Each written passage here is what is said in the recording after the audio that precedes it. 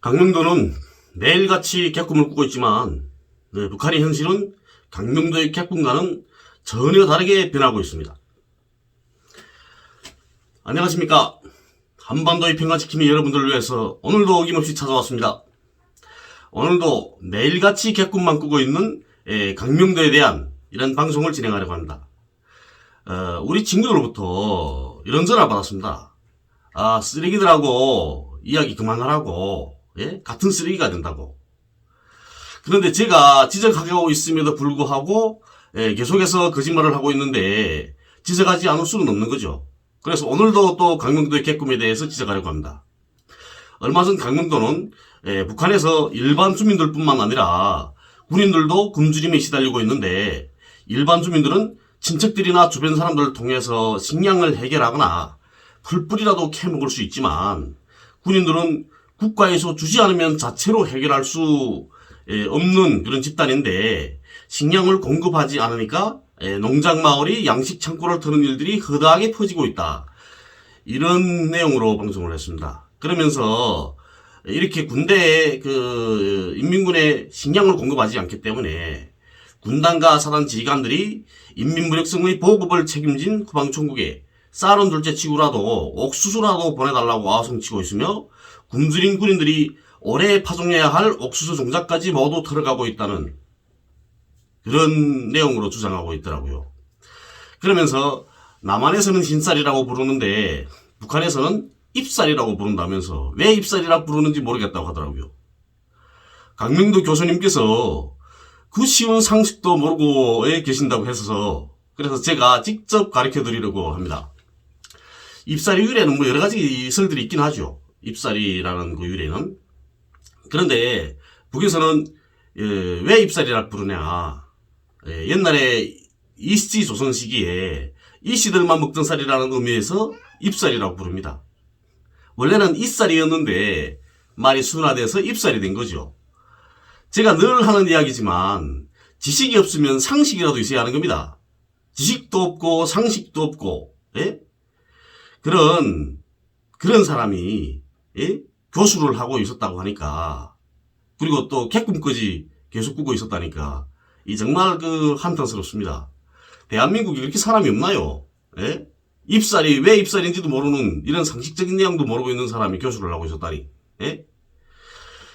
제가 얼마 전에 그런 방송을 하셨죠. 제가 북한에서의 식량 가격은 코로나 사태가 있기 이전인 2019년 12월부터 올해 3월까지 4,000원 선에서 유지된다는 데 대해서 말씀드렸었습니다. 그 내용은 제가 알아본 게 아니고 반북 방송인 자유아시아 방송의 내용이었습니다. 그러니까 강명도는 거짓말을 하고 있는 겁니다. 아마 밤새 객꿈을 꿨나 봅니다. 강명도는 북을 떠나온 지 너무 오래고 또 군사봉부를 해보지 못하다니 북에서 인민군에 대한 식량 공급을 어떻게 하고 있는지에 대해서는 잘 모르고 있는 겁니다. 제가 전에도 강명도가 인민군 군인들에게 식량을 공급해 주지 않아서 도둑질을 한다는 방송을 해서 그 방송 내용이 왜 거짓말인가에 대한 이야기를 했었습니다. 그런데도 정신을 차리지 못하고 계속 객꿈을 꾸고 있더라고요. 북에서는 농민들이 가을 거리를 하게 되면 제일 먼저 군량미를 바칩니다. 농민들이 바친 군량미는 양정사업소에 들어가서 도정을 거쳐서 5.14의 지시에 따라서 해당 군부대에 공급하게 됩니다. 5.14 군부대는 인민군 후방총국 산하부대거든요. 인민군이 후방사업을 전문적으로 맡아보는 그런 부대입니다. 각 시, 군, 구역 인민연회 안에 5.14과라는 그런 부서가 주둔하고 있습니다. 그 부서의 직원들은 5.14 지도원, 5.14 과장, 부서 책임자는 5.14 과장이라고 부르거든요. 그런데 모두 현역들입니다. 5.14는. 인민군 부대들이 공급되는 식량들은 5.14에서 공급하는데요. 5.14가 직접 식량을 보관하는 게 아니고 양정사업소에 도정을 하고, 양정사업소에서 이 도정을 하게 되면 5.14에서 어느 부대에 얼마를 공급하라는 이런 공문을 보내게 되면 양정사업소 수급과에서 공급을 하는 겁니다. 농민들이 가을 거리를 하게 되면 우리 홍민치 씨가 와서 밑에서 1년치 군량미를 제일 먼저 바치기 때문에 인민군에 대한 식량 공급은 중단될 수 없습니다.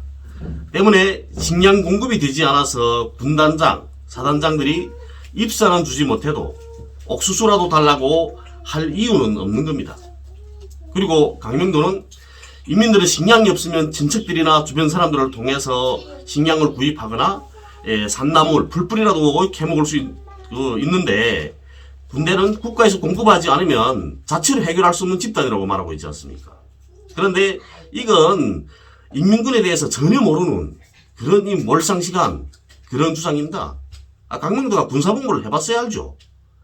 자기 말로는 조선인민경비대에서 그 대원으로 복무했다는데 그런 것 같지도 않습니다. 보니까 인민군은 예전부터 산을 개간해가지고 콩과 옥수수 그리고 또 남새 농사를 지어서 식량과 부식물을 자체로 보충도 했었습니다.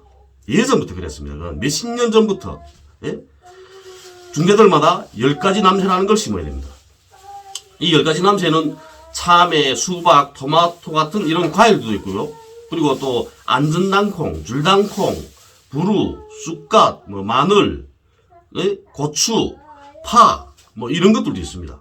그리고 콩농사를 지어가지고 비지나 두부를 만들어서 급식시키고, 또 옥수수를 심어서 옥수수도 급식시키고, 가을에 가지고는 옥수수 국수도 눌러 먹입니다. 그리고 봄철에는 산나물을 뜯어서 말리고 또 절이기도 해서 부식물에 보태는 거죠.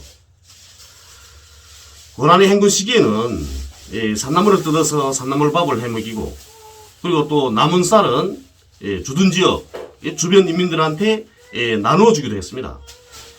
인민이 군대라는 이런 전통을 자랑하는 인민군이 인민들이 식량을 훔친다는 이거는 개소리인 겁니다. 개꿈이고요. 그리고 지금은 코로나로 인해서 국경을 봉쇄했을 뿐만 아니라 인민군 군인들도 외출을 시키지 않는다고 합니다.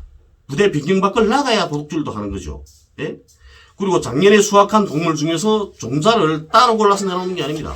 강명도는 농사를 지어보지 못했던 거죠. 북한에는 종자만 전문적으로 생산하는 이런 농장들이 있습니다. 원종장. 그 농장들에서는 먹는 식량을 옥수수나 벼 이런 걸 농사 짓는 게 아니고 다음에 농사를 지을 수 있는 종자만 생산해서 씨부침 이전에 농장들에 이렇게 공급을 합니다. 그래서 농장들에서는 종자가 들어오게 되면 작업반들이 공급을 하고 작업반에서는 또 분조들마다 공급을 하는 거죠. 그리고 이 농장에서도 이 작업반마다 탈곡장과 창고들을 경비서는 경비원들이 있습니다. 경비원들은 대체로 인민군 특수부대들에서 군사복무를 마친 군사복무 만기를 마친 이런 제대군인들입니다. 그 사람들이 한참이나 후배인 인민군 군인들이 도둑질을 오게 되면 어서 도둑질을 해가라 이럴까요? 농장 재산을 지켜야 될 임무가 있기 때문에 가만 놔두지 않습니다. 그런 일이 만약에 있다고 하더라도. 오늘 또다시 이야기하지만 강명도의 방송 내용들은 개꿈에 불과합니다. 제가 이런 이야기를 하는 건 강명도의 개꿈 이야기를 듣고 잘못된 결정을 할 것 같아서 이런 방송을 하게 되는 겁니다. 강명도의 말을 들으면 북한에서는 당장 먹을 것이 없어서 종자까지 훔쳐먹고 있기 때문에 경제제재 강도를 높이게 되면 그러면 북한 인민들과 인민군 군인들이 당장 굶어 죽거나 또 들고 일어날 것이라는 생각을 하게 되겠죠. 그러면 정책 결정권자들이 잘못된 결정을 하게 되는 겁니다. 그런데 강명도의 말은 절대로 들으면 안 됩니다. 강명도는 특등 거짓말쟁이라는데요. 특등 거짓말쟁이. 강명도는 1994년도에 금방기순에 있을 때와 이 남한에 와서도 기자회견에서 북한은 2, 3년 안에 망한다. 그리고 북한이 핵탄두 몇 개를 가지고 있다. 이랬습니다. 2, 3년 안에 망한다던 북한은 30여 년이 뒤는 오늘까지도 망하지 않고 오히려 핵무력 완성을 선포했습니다. 그리고 최근에는 해마다 1만 세대 살림집을 건설한다고 합니다. 이제는 전 세계 앞에서 그 어떤 경제제재가 있더라도 우리는 끊임없이 발전하는 걸 보여주겠다는 겁니다. 지금 국경을 봉쇄한 지 1년이 지났죠. 그런 시점에 와서 또다시 1만 세대 살림집 건설을 내걸었습니다. 해마다 1만 세대. 구글로서와 인터넷에서 찾아봐도 몇 년 전과 다른 북한의 모습들을 볼 수 있습니다. 화면에 나온 사진은 함경남도 홍릉군 운포 노동자구와 경포 노동자구에 지은 이런 살림집들입니다. 평양만 발전시킨다고 해서 제가 일부러 시간을 내가지고 변화 발전하는 지방의 사진들도 찾아봤습니다. 그래서 올리는 사진들이고요. 이 사진은 항해북도 금천군 강국리에 지은 살림집들입니다. 그리고 또 이 사진은 평안남도 평원군 원아리에 지은 살림집들이고요. 원화협동농장 여기입니다. 또 이 사진은 평양시 순안구역에 지은 살림집들입니다. 태풍으로 인해서 모든 것을 잃었는데 더 좋은 살림집을 지어준 겁니다. 이런 걸 보고 전화위복이라고 하죠. 그리고 또 이 사진은 양묘장 사진입니다. 양묘장, 현대적인 양묘장 이렇게 글을 쓰지 않았습니까? 이 사진은 안석간석지 사진입니다. 안석간석지는 평안남도 온천군 안성리에서 석치리까지 10여 킬로미터의 길이 제방을 쌓아서 1,400정보, 약 420만 평입니다. 1,388헥타르. 그러한 넓이 땅을 새로 확보하는 이런 간척 사업입니다. 그래서 2017년에 1단계 건설 시작했고, 같은 해 9월에 2단계 건설에 돌입해서 최근에 완공했습니다. 이 사진들은 탄소 하나 화학공업 건설을 위해서 노력하는 북한의 과학자, 기술자, 노동자들을 담은 사진입니다. 우리 원료가 하는 주체적인 화학공업 구조로 라는 구호에서 우리 원료란 북의 무진장한 석탄을 말하고 있는 겁니다. 석탄을 이용한 화학공업은 탄소 하나 화학공업을 말하는 겁니다. 경제제재 품목인 원료를 석탄으로 대체하겠다는 뜻입니다. 저는 북이 주체처를 완성한 것처럼 탄소 하나 화학공업도 완성할 것이라고 생각합니다.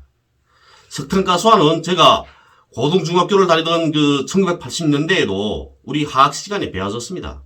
6학년 때요. 몇십 년이 지난 어느 날까지 북한의 화학공학, 과학자, 기술자 이런 분들이 놀지 않았을 겁니다. 북이 정말로 탄소 하나 화학공업까지 완성하게 되면 경제제재를 두려워할 일이 없습니다. 그때는 정세 주도권은 북한이 확실하게 지게 되는 겁니다.